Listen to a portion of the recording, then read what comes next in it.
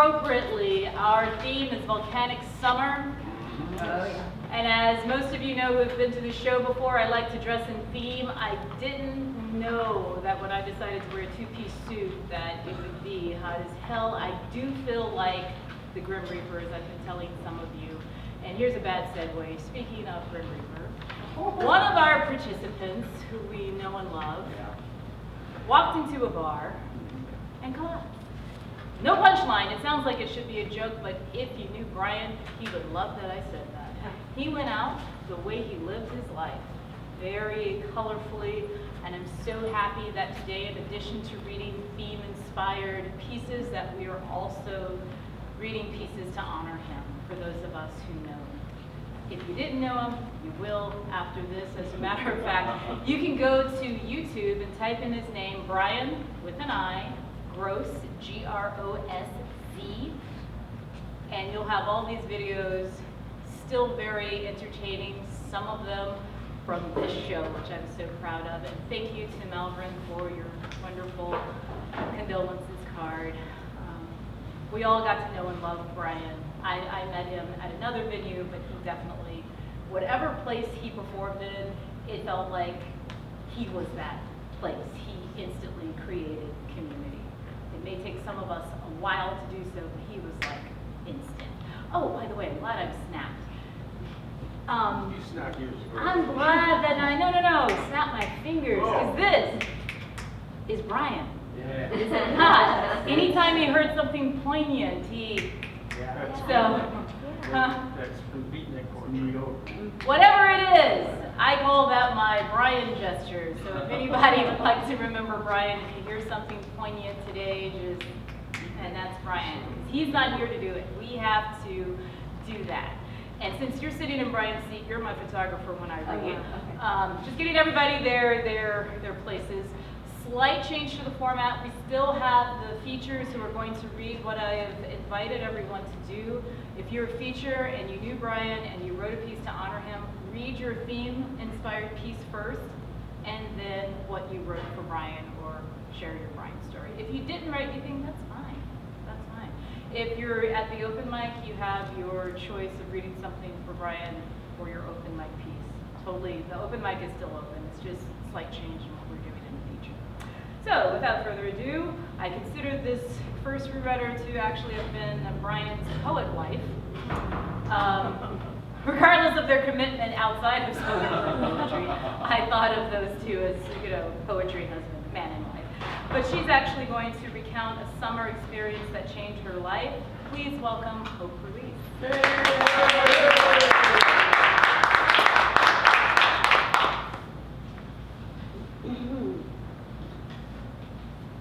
So you want me to do the Brian ones first? Your theme-inspired piece first, and then Brian. I told you, just like a teacher, love to do the instructions. I'm not a teacher right now. I told you to be a rebel. You're not a teacher. Teachers never pay attention. We're the worst students. Okay. Spain. It's strange how certain stories get recycled on endless loop at family gatherings, while others get skipped over like stones across the water, never to drop beneath the surface. Every time someone mentions Spain, there are the funny stories of my sunburn and the overnight train ride shivering on a hard bench across from the Japanese couple who merely dropped their chins to chest to sleep peacefully, while we restless Americans twisted and turned, grumpy and complaining. And how the Spaniards simply stepped outside to grab a smoke while the strike left us stranded in the middle of nowhere, just a couple miles outside the Madrid border. But no one talks about my brother's heartbreak as we traveled, him dutifully showing his little sister around the tourist sites. And no one mentions the outing that ended my innocence and will forever haunt my subconscious. Pent-up energy ready to explode, I rebelled when my older brother said he would lie down for a nap upon arriving in Cordoba. I simply could not hide in his heavy shadow any longer. Energized by my 16-year-old independent streak, I head out to the park to read a book on my own, not paying attention to the name of the hotel we had just checked into, and too engrossed in the intriguing sights to pay attention to street names. I wandered down the cobblestone with the book locked securely under my arm. I reveled in the romantic scent of freedom, alone in a foreign country, finding my own way. Spanish words bubbling up and sporadically popping effervescent from my brain. Finding an empty park bench, I sat down purposefully and strategically avoided the prying eyes of passers-by, determined to lose myself in my own version of this moment and not wanting a mirrored reflection of myself as an awkward American staining my experience. I had no idea what I was reading, or even in fact if I was reading. It was more a staking out of place, a reclaiming of identity in a foreign land with a distant brother and no reference points. I don't know how long I sat before I noticed a slight change in the light sifting through the canopy. But I had that entrenched sense in my gut that it was time to head home. But just as my muscles were tightening to stand, I caught sight of some teenage boys in my peripheral vision and decided to fall engrossed in my book for just a few more minutes until they meandered by. But no matter how hard I tried to ignore them, I eventually could not deny their incessant attempts to get my attention. First gradual, like they were calling a cat, then angry, guttural sounds as they grabbed their crotch, each other egging the other on. I finally looked up and my eyes fell on the leader of the pack, dark hair falling in soft waves, body forming a staggering S, all bravado with sleepy eyes drilling into me. I gradually became aware, like a camera coming to focus, that he was standing too close, and the others were forming a semicircle around us, blocking any view of a now almost entirely empty park. Startled and confused by my rapidly changed environment, I strained to understand their Spanish words that were hitting my brain like staccato notes. Something hard and bitter was getting caught in my throat, and tears threatened to sting my eyes as I desperately tried to decode the situation. The next thing I knew, he was next to me, embracing me, and I was numb, as if I were watching the scene from outside my body. My skin felt hard, the border of my being closing off in defense to the intrusion, like even the cells of my body were uniting, squeezing the space between them to create a more defined barrier. The next thing I remember was the sound of dried, crunching leaves behind the bench and looking at the branches of the trees towering above me, while a disembodied voice was telling me something I couldn't understand in tones no longer aggressive but sated, soft, and wistful. As if I was waking from a dream, I struggled to remember who it was that was talking to me, this stranger who was whispering to me as if we had known each other for years.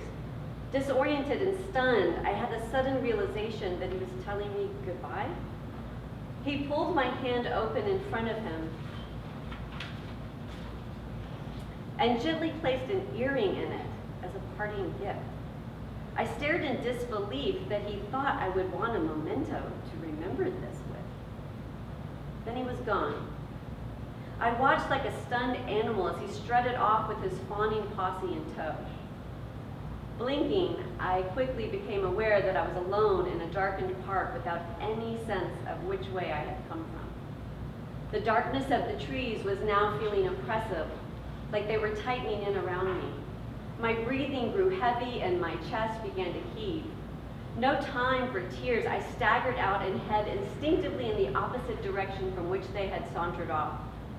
Reappearing abruptly from what seemed another dimension, my eyes searched desperately from right to left for landmarks. The families that were strolling through the streets earlier had all gone home and were surely gathered around their tables sharing a warm meal. The quaint corner stores had all pulled the shutters and locked up for the night, taking their comforting chatter with them. The Spanish phrases that I diligently studied in the airplane over the ocean had all drained from my head. This must be how a deer in headlights feels. The light was rapidly fading, so I randomly chose a direction that seemed vaguely familiar and walked as if pulled by a deep yearning to forget.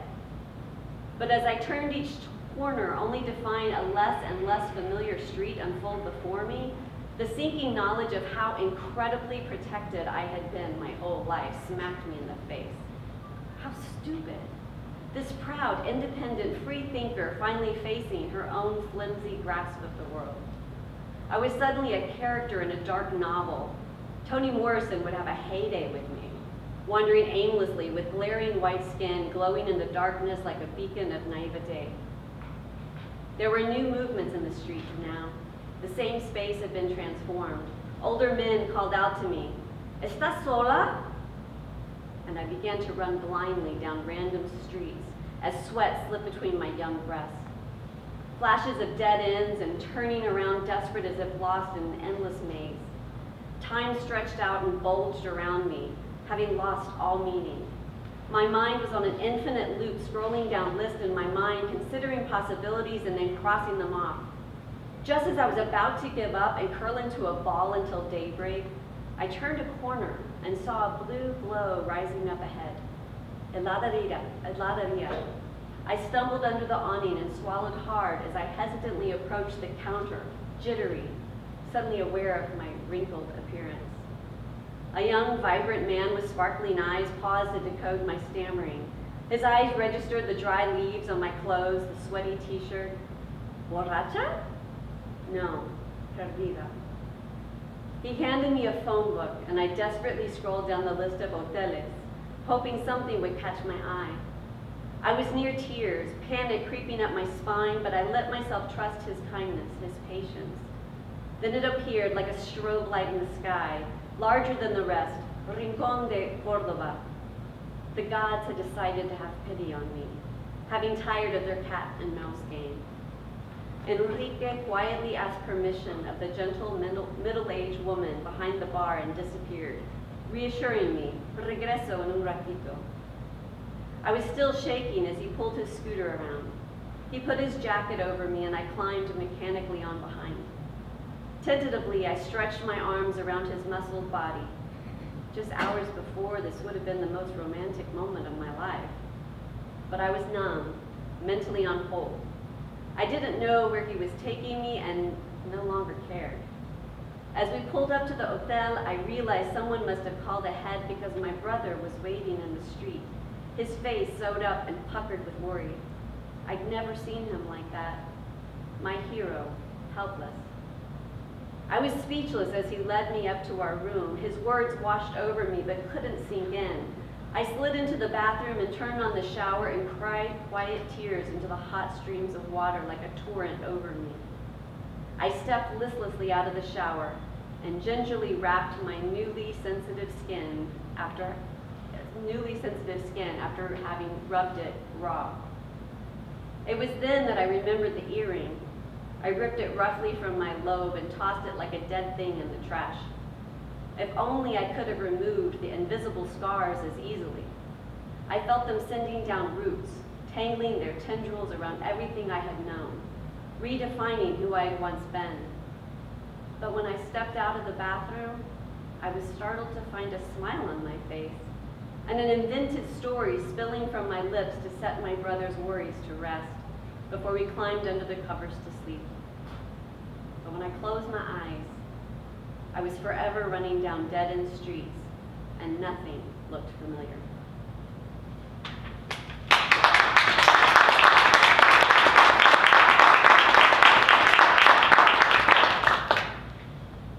And this is one I wrote for Brian. It's called Crack.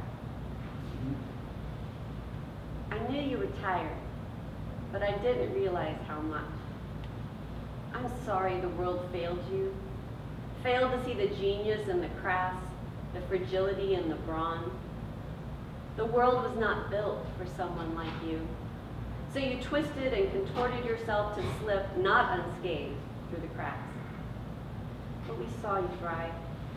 You wiggled your way into our hearts and spoke to our souls. You unabashedly touched that misfit in all of us. You teased it out and invited us out to dance. Then you sat back and smiled with that mischievous cackle gurgling out of your smoky breath. Today we gather to honor you, honor the fast flash of flame that ignited this world, but burned out too soon.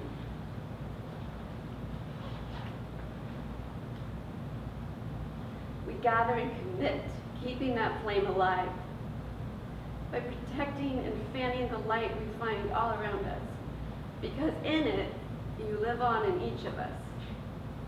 Though a tear slides down my face as I realize that I will never get to share these words with you, never get to swap another poem, or slide ninja-like up next to you at a reading, to share a knowing glance, a pinky squeeze, or a spontaneous giggle, I smile. Because I feel your lanky presence reading over my shoulder as I write. I know you are here. I feel your deep voice chuckling. No, I don't have to wait for our next reading to hear it. And no, you no longer need that damn cane to dance.